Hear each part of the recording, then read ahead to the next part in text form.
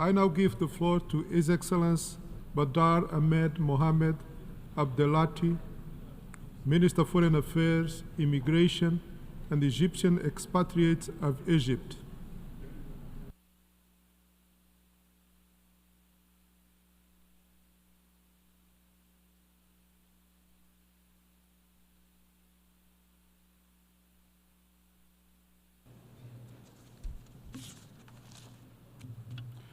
شكرا جزيلا. Thank you very much. Ladies and gentlemen, heads of delegations, President of the United Nations General Assembly, Mr. Philemon Yang, Mr. Antonio Guterres, United Nations Secretary General. I speak to you from this rostrum at a critical time, at a time of a complex crisis underway in the Middle East and stretching out beyond. Egypt is a country rooted in history, but also a forward-looking country. We've gone through many wars, we've faced many challenges. As a result, justice and peace are our lodestars as we seek to build a region and a world that's rooted in dignity, freedom, and justice. I'll be speaking on behalf of one of the founding members of the United Nations. You're all well aware of the role we played in the establishment of the United Nations, in the establishment of consensus, and the UN's establishment in Africa and Arab states and developing countries. We're very much in favor of preserving an effective multilateral system and stable international relations underpinned by respect for international law and expansion of peace and cooperation. Thus, we believe it is necessary to ring alarm bells at this specific moment, given that the international system,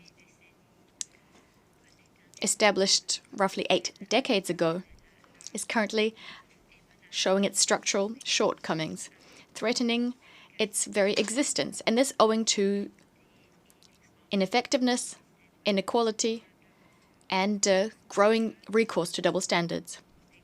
Young people the world over are asking legitimate questions about the usefulness of the international multilateral system and what it yields for today's world in terms of peace and security. Is it helping to eradicate poverty and hunger? Is the system protecting us against climate change? Is it helping to build knowledge? Is it helping us to adapt to technological changes? We're seeing occupation, terrorism, killing, and destruction. Is this being prevented? Is the system unified? Is it transparent? In order to answer these questions, which are very legitimate, and they were addressed, in fact, during the preparations for the Summit of the Future. In fact, one of the outcomes of the Summit of the Future is very positive. It was a positive step towards revitalizing and rendering more effective the international multilateral system with the United Nations at its heart. If I may, I'd like to sketch out our vision for restoring trust and credibility and combating double standards. A vision which can help us to renew our multilateral system and bolster its capacity for building a brighter future for our people. It's underpinned by 5 key principles. First of all, we must recognize that there is no alternative to the multilateral system. Global challenges are interdependent. They know no borders. They go beyond the capacity of any one state or any group of states to address them. Thus, it's necessary to recognize that the integrity of the United Nations, underpinned by its legitimacy and its very existence, all of this is at stake. Israel's brutal aggression against Gaza, underway for almost a year now, as well as the current attack on the West Bank, are shameful. They place shame on the international community and its institutions, which are unable to do the bare minimum to put an end to this aggression. The international community took months to start asking for an end to this brutal aggression. We staunchly condemn the Israeli escalation. It's dangerous and it knows no limits. It is pushing the region to the brink of the abyss. We categorically reject and strongly condemn Israel's current aggression vis-à-vis Lebanon. This is a flagrant violation of Lebanon's sovereignty, its territorial integrity, its unity, and its political independence. Our overarching priority, as things stand, is to put an end to the bloodshed. Immediately, without any conditions, and permanently. We're strongly opposed to any attempts to resolve the Palestinian issue through forced displacement or population transfer. We attach particular importance to the unconditional and immediate delivery of medical and humanitarian assistance to civilians who are not bearing weapons in Gaza. Egypt has undertaken substantive mediation efforts together with our friends Qatar and the United States. Unfortunately, these efforts were thwarted by Israel over the course of several months. We'd like to reiterate that the establishment of an independent Palestinian state based on 4th June 1967 borders with East Jerusalem as its capital is the only way to achieve a comprehensive and just solution, restoring stability to the region and to the entire world. Because this issue is of utmost importance. It lies at the very heart of the conflict in the region.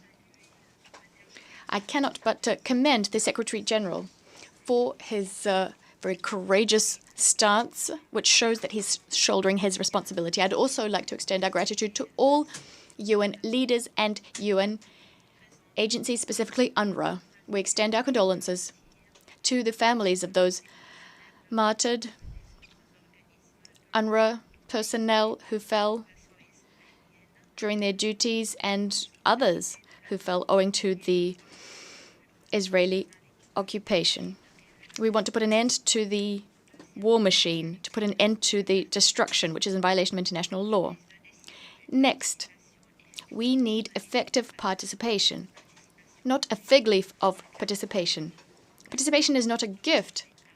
It's not a gift given to other states. It's the very foundation, the prerequisite for an effective response that the international community can mount to successive crises plaguing the international system, so as to ensure that common ownership is taken of international decisions. Furthermore, we cannot accept that Africa and Arab states to date have no permanent representative on the Security Council nor enjoy the related prerogatives. We endorse the said declaration and the Eswatini consensus to repair the historical injustice done to the African continent. Genuine participation is only possible if there is deep-rooted reform of the international financial architecture and of international financing institutions. We must modernize multilateral development banks and their practices and bolster access of developing countries to concessional funding, especially in the face of crises. We support the SG's appeal to make the Bretton Woods institutions fairer to developing states. There is no alternative to a common approach so as to address growing sovereign debt of developing countries. This can be done by buttressing existing mechanisms, strengthening their effectiveness, but also establishing new mechanisms, helping low and middle-income countries. What's also important is debt swaps. These must be broadened so as to address debt distress and help these countries achieve sustainable development. Economic justice can only be done if we place the priority on Africa's development. This is how we can guarantee that we prevent conflict and ensure lasting peace. When we held the presidency of the Steering Committee of Heads of State and Government of the African Development Commission, as well as the presidency of His Excellency President El-Sisi, post-conflict reconstruction on the African continent was front of mind. And Egypt will seek to accelerate the development process so as to achieve the African Union's 2063 agenda. This brings me to my third point and principle. Exchange of resources between states, some of which have a comparative advantage, requires us to adopt the principle of common but differentiated responsibilities, especially as regards climate change. Governance and natural resources are limited.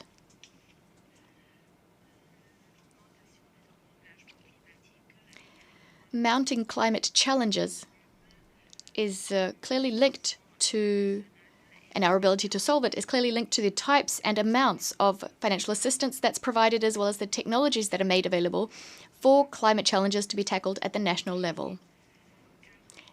National ownership of climate projects is a guarantee that we align domestic priorities with the Sustainable Development Goals, with due regard for the environmental, economic, and social dimensions, ensuring that the transformation, the green transition, is equitable and does not scupper our efforts to eradicate poverty.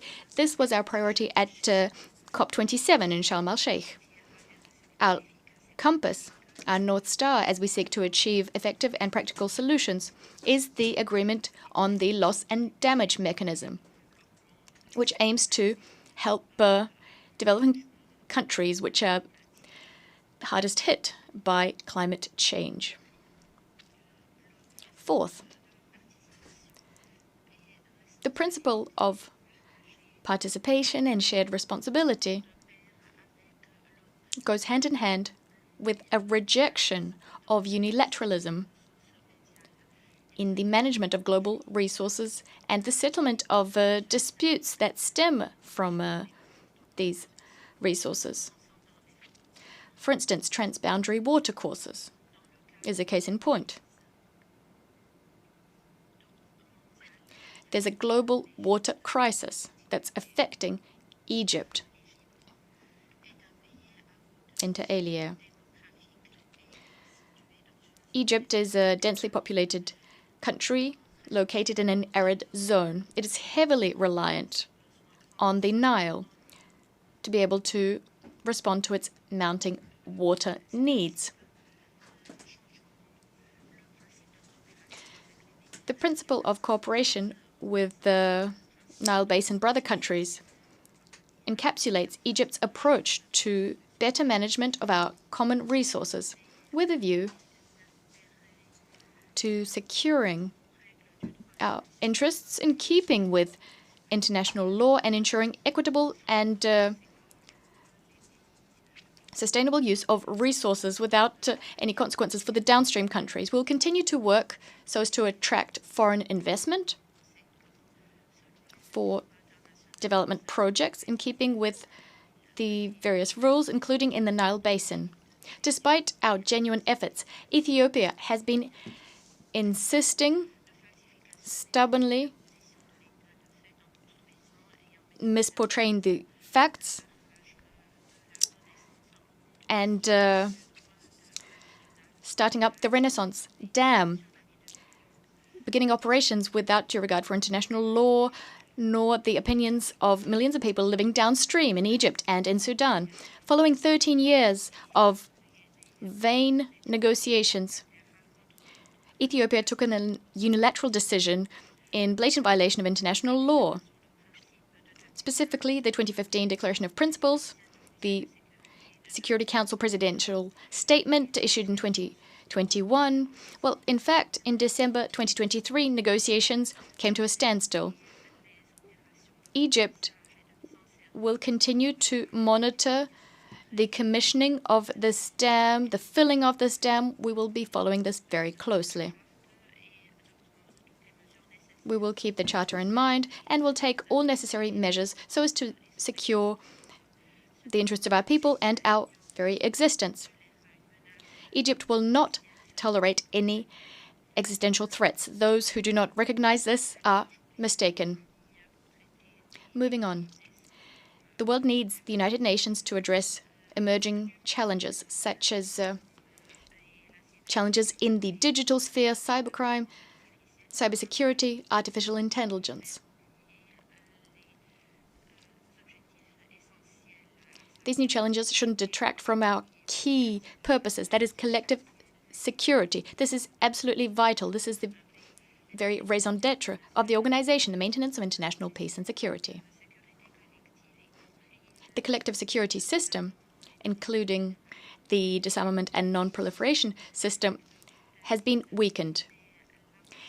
Direct or tacit threats of use of nuclear weapons is no longer a chimera. It's a direct threat. We've seen this in the war in the Gaza Strip. We're seeing this day in, day out.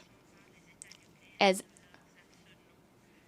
states possessing nuclear weapons are modernizing their arsenals and indirectly threatening the use of nuclear weapons without any genuine, serious efforts being made to create a world free of nuclear weapons or areas free of nuclear weapons or other WMDs and acceding to the NPT. And this despite the NPT review conference's conclusions, specifically the 1995 decision on the Middle East. We live in a region that's particularly hard hit by the imbalance in the collective security system. This is something that's drawn everyone's attention, and we regret this. That is the increase in Security Council resolutions establishing peacekeeping operations. And this despite the fact that the Security Council is unable to stop this scourge that is conflicts, this disease, nor can it treat the symptoms. And for that reason, the Secretary General, Antonio Guterres, has described the United Nations as an organization babysitting these conflicts.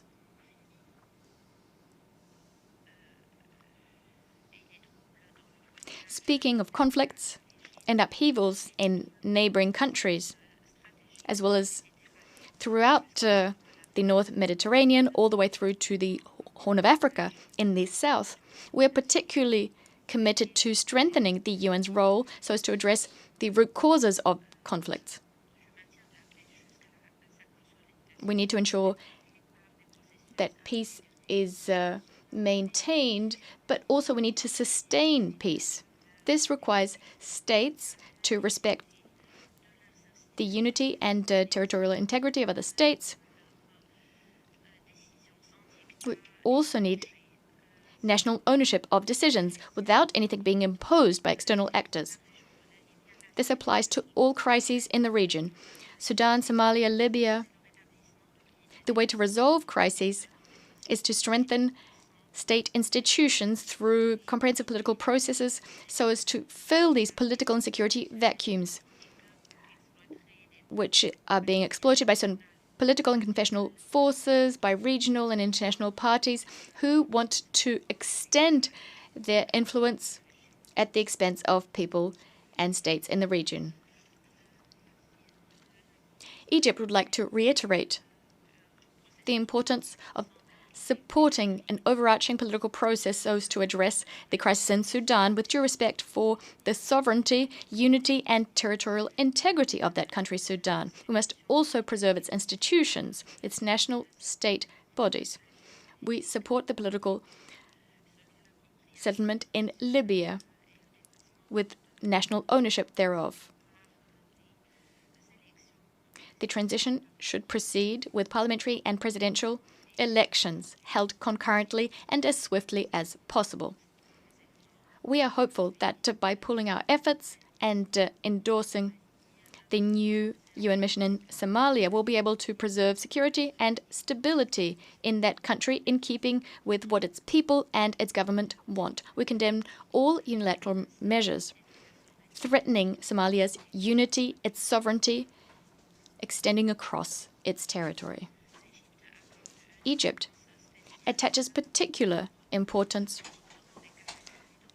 to capacity building in our brother nations across Africa, together with the United Nations, through the International Conflict Settlement Center, as well as the Egyptian Partnership Agency that works on development.